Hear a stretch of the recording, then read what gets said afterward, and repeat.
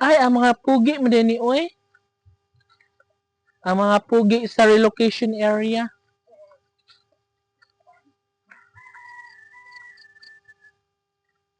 Ngano pa man itiwas ha?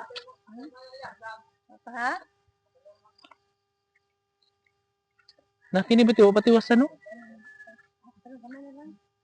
Dito. Dapat pwede rin isugnod ti.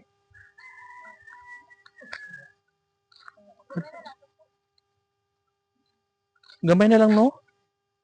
Oh guys, tingnan mo guys. Di ba malapit na siya mahuman. So sabi nga, kunting tiis na lang at di na magtatagal.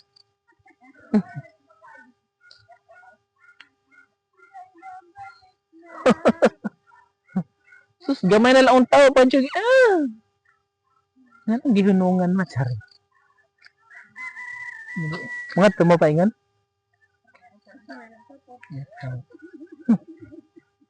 Sorry.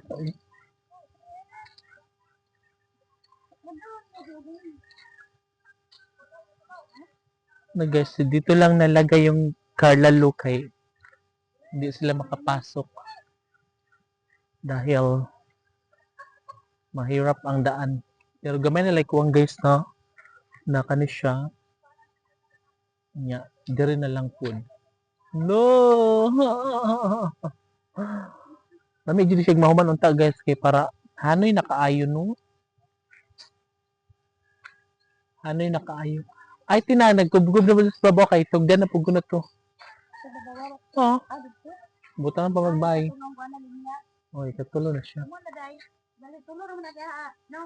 Look. Hoy. Tumog minito ko.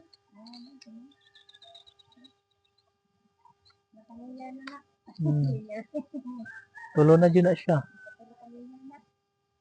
Mura lag na sa Camellia Homes.